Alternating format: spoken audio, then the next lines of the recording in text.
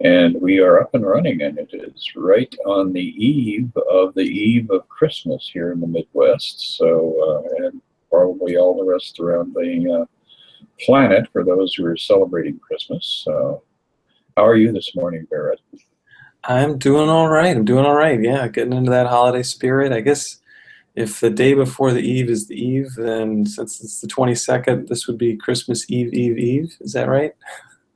That's probably it. Although, I'm sure we can find other ways to designate this point in time, which is the illusion. So, one of the things that I'm kind of jealous about with you is that for people who don't know Barrett, he is rather tall, a little bit over 6 foot, and probably wears a size 14 shoe. And so when he puts his sock on the mantle to get stuffed, I'm sure he gets a veritable cornucopia of goodies that the rest of us with diminished feet are not able to experience. Yeah, yeah. Well, I've heard people say that, and sometimes people say, well, Christmas really sucks. But Mm. I think I'm reeling now from that one. You really socked it to me there. oh, that is great. Yeah, well, and I think there's always a little bit of spark of joy that we can find wherever we're looking, and I think Christmas is one of these times too. A lot of times it's easy to get a little, focused in on the trappings and on the different things that are all the elements of Christmas. But I think keeping our eye on the fact that it's really about the joy, it's really about the happiness, it's really about the connection with people, and that all those other things they kind of serve to get people together, and they serve as the framework that we can have that experience of happiness. But that's really what this is all about. It absolutely is. And, it's interesting that the mythology of Christmas is part of a collaboration because it really is about the solstice. And so it's really geared for those of us in the Northern Hemisphere because down in Australia, they just experienced the longest day of sunlight out of the year, and we just had the longest night out of the year. But all of these beautiful opportunities to celebrate the return of light for those of us up here in the Northern Hemisphere are all clustered around, these celebrations of Diwali and Hanukkah and Christmas and uh, Kwanzaa, is it? The African Kwanzaa. Kwanzaa, yes. And so, all of these celebratory things are designed to give us not only a sense of hope, but a sense of expectation that the sun is not going to continue to diminish, but it's going to start growing. And in fact, that's what we're seeing here in Chicago this morning. It's a bright, sunny day, and the shadows are very, very long this time of the year. But before long, the sun will be riding high in the sky. Yeah, well, I think that's a really great point. Is that this holiday really is about emerging from the darkness, and to realize that the darkness may at times feel heavy, it may at times feel tough, but it always has an end. It always subsides. It always gives way to the light in the end. That is a guarantee. A lot of times, people who are kind of going through something dark or tough, they struggle to actually believe that that's true or to know the reality of that. But that is one of the strongest assurances that Jesus gives us in the Course, is that love is what is real, and that what is not love is false and will eventually fade away from our experience. So I think it fits with one of the things that, as we were looking at this section, the Christmas as the end of sacrifice, I think we talked about a little bit last week, but towards the beginning of this section was a really beautiful line that I always think of this time of year. It says, "The sign of Christmas is a star, a light in darkness. See it not outside yourself, but shining in the heaven within, and accept it as the sign the time of Christ has come." So that really helps us remember what this is all about, and to see that our goal is to know that light that is within, and to keep going for that, even regardless of what's kind of showing up on the screen of our lives. So I think that's a good reminder. It definitely is. And one of the things that, the Course reiterates over and over again is that we are the light of the world. And as soon as we step out of our ego, that becomes very obvious. And this time of year, one of my favorite things is to get out and run around and do my shopping and interact with people, and to stay focused on that idea that I am the light of the world, and that I can bring a sense of joy into situations where people are tense and they're feeling the pressure, and they're a little bit grumpy and reactionary. And I think that a lot of times you can make a person's day with just a simple smile and a remark that is uplifting, even if it's something that's trivial, like gee, that's a great looking coat, or something that just gives them a sense of being seen and being heard. And that was one of the things I loved about the movie Avatar, is that there is this line scattered throughout the movie where various members of the tribe are interacting, and the statement is, "I see you." And I think that's something that a lot of times we're so distracted and so immersed in our own little adventures and dramas that we fail to really see people. We're not looking into their hearts and into their minds and acknowledging the fact that they are there, that they are a presence in this world. So it is very important right now, during this season when there is a lot more darkness than daylight, to kind of align yourself with that realization that people need a little light. And so if you can go out there and be the light in the world, that's a gift that you can't buy. That's a gift that you can't exchange by pound for a pound. So that is our inspiration as people who are students of the Course, to get out and try to lighten this season even more than it normally is.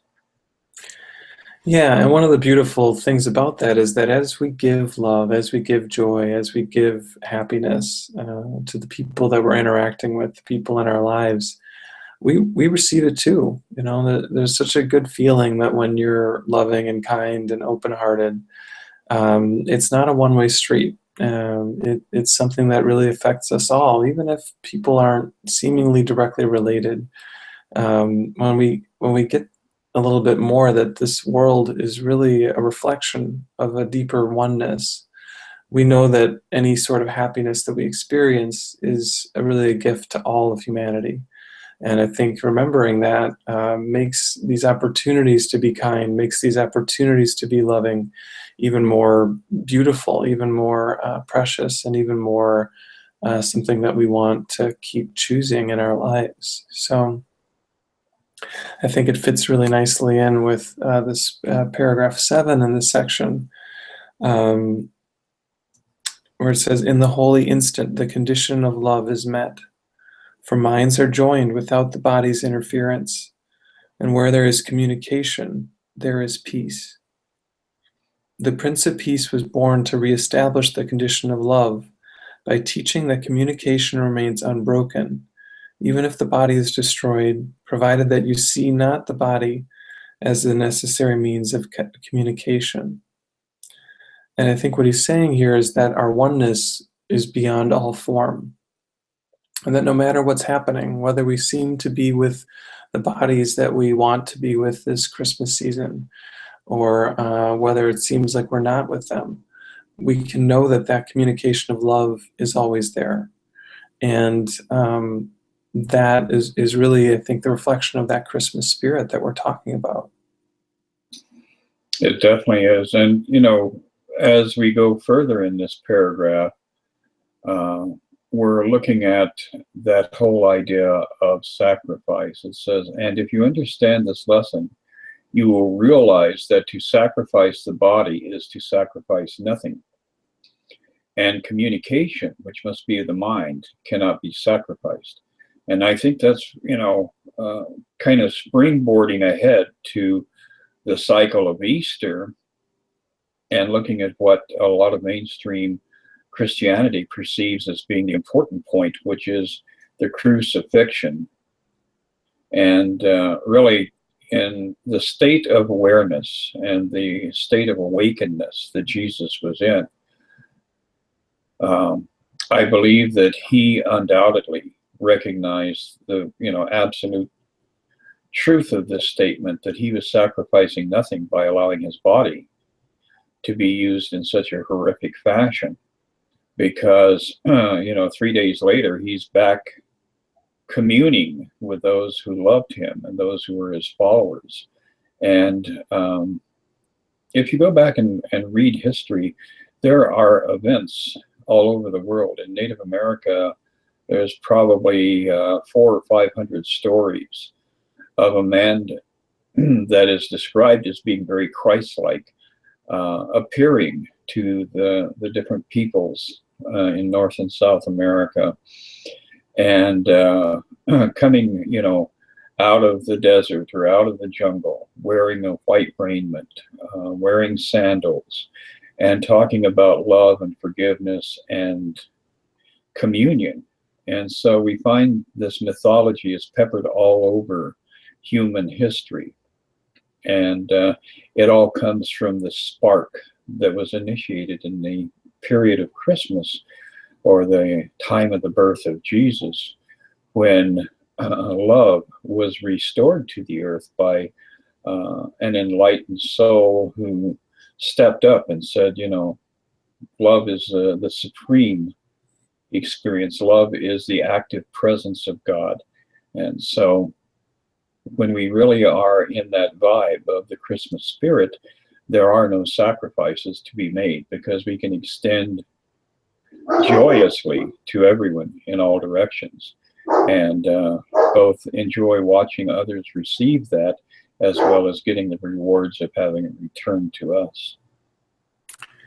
Yeah, I think that's a really beautiful point, and this idea that these sharings of experiencing Jesus in these different ways, and different cultures who might not have otherwise been exposed to him, really helps us to see that the Christ is beyond all form. And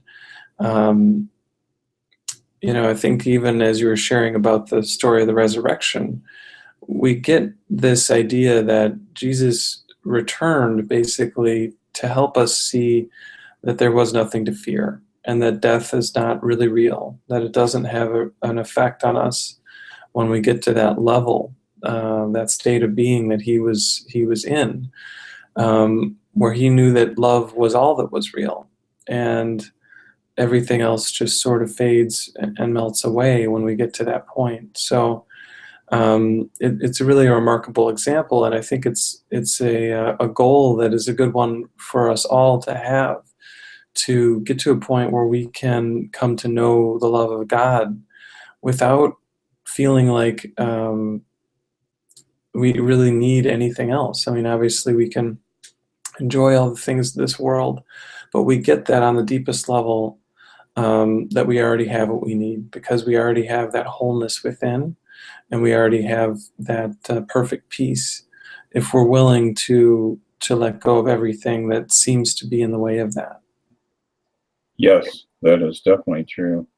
And, one of the ways that can happen is when we are doing our practice, our meditation, our prayer, whatever it is that we are drawn to as far as a way of reaching out, creating a line of communication with the God that dwells within us, is for us to be able to transcend this tiny speck of me. When you get into that deeper level of your meditation, when you actually start to approach that realm of absolute silence, you will notice a little flicker. You will notice a little bump in your reality where you're no longer aware of yourself. And every time you can enter that threshold, you do in fact clear a huge amount of your own junk, your own garbage that you've been carrying around with you, because that's the only part of you that is attached to all the old screw-ups, all the old failures, all the old frustrations and sorrows and tears that we as human beings are prone to experience. So it's that little tiny sliver of willingness and the awareness that the Holy Spirit will act in that moment to broaden our sense of identity, to broaden our sense of union with the sonship and with God. And that really is a big part of what makes the journey so exciting, is that we do have the proof, we have the experience, if we're willing to actually do what the lessons are presenting to us. So that's why it's so important, especially as we're nearing the new year now, to give consideration to the idea of starting off with New Year's Day, doing the daily lessons, and make a commitment to keep yourself connected to the Course over the entire 12-month span of this coming 2017. Yeah, it is really a transformative experience to work through the workbook, and the lessons that Jesus gives us really change our perspective. And I think the next paragraph, a little farther down, fits in with what you're sharing. In paragraph 9, Jesus says, "Those who receive the Father are one with him, being host to him who created them. And by allowing him to enter, the remembrance of the Father enters with him. And with him, they remember the only relationship they ever had and ever want to have." So I think that Jesus keeps pointing us back to the fact that we have everything that we really need. And that if we just remember that what we really need is already within, we will move through these dark clouds that seem to be in the way of that. And we will re-experience that light and that love that is the gift. It is the gift of Christmas. It is the Christ itself. And as Chris just said, that love, that gift is what you are. And as we awaken more and more to that, then we can just enjoy the experiences that come here, and we can share that love and that joy with everyone that we meet. Yes, and that gives us inspiration, because the more that we extend that love to those around us, the more we extend that love to the world at large, without discernment, without judgment, without withholding it from anybody, the more that we reap the benefits of that, and it does become a source of almost euphoria. So, getting out there, moving around through the world is really a part of what our job is. Every time that we retreat out of anger, frustration, all of those darker emotions, we're really not hurting anybody but ourselves. But as soon as we, face into society and start repairing our vision, our understanding, our comprehension, our judgment of mankind, and give a little grace, scatter it around, use it like seasoning, it's like salt. Nobody wants to eat a boiled potato without some salt on it. So, that's what the season is all about, is sprinkling the salt of our non-judgment and our love into the world, and seasoning it and making it more pleasant to the palate of everyone. And we're finishing up for this last little snippet of chapter 15 with this idea that this is a time in which a new year will soon be born from the time of Christ. I have perfect faith in you to do all that you would accomplish. Nothing will be lacking, and you will be made complete and not destroyed. Say then to your brother, I give you to the Holy Spirit as part of myself. I know that you will be released unless I want to use you to imprison myself. In the name of my freedom, I choose your release because I recognize that we will be released together. And so it really is a thing of more than just cooperation. It's arriving at that place of absolute union, immersion into something so profound and divine that there's really no way we can talk about the depths of it in any kind of verbal communication. Yeah, and I think it just leads us really nice into the very end of that paragraph. Accept the holy instant as this year is born, and take your place so long left unfulfilled in the great awakening. Make this year different by making it all the same, and let all your relationships be made holy for you. This is our will. Amen. And I think it's nice that it kind of ends this paragraph in this chapter with a prayer, because he says elsewhere that we're always praying. It's just a question of what are we praying for? Are we praying for peace and joy and harmony? Are we praying for lack and pain and suffering? And, you know, I think as we get more and more aware that we're always praying, it does make that decision simpler and simpler and simpler. And we go into the Christmas season here just knowing that our hearts are full, and that we can share our full hearts with everyone that we meet. We can lighten the days of everyone we interact with, as you were sharing so nicely, Chris. And that's that's the core of the Christmas idea, is to really be the love that Jesus showed us so beautifully in his experience here.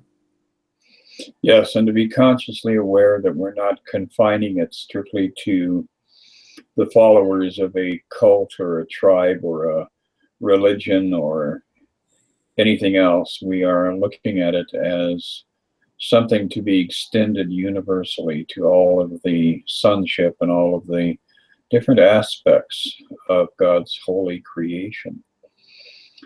So, I think we've kind of finished off our holiday special here for those who have been willing to take the journey with us. It's true. You probably need to go get on your sled and get ready. Big holiday coming up. Yeah, you know, having 8 reindeer confined in the backyard, and we have a small backyard, so it really gets messy out there. So I'll be picking up reindeer droppings for the next couple hours, and then we'll be getting the sled up to speed so that we're not impaired by weather or satellites or UFOs. Well, I'm glad to hear that, Santa. Ho, ho, ho. Oh, this has been a great talk, Chris. So you have a great, great Christmas, and I hope everyone out there watching this video has a beautiful holiday too. And we'll look forward to talking with you one more time before this new year is out. Yes, and definitely share our little broadcast here if you feel inclined to. And God bless us, everyone. All right. Bye, everyone.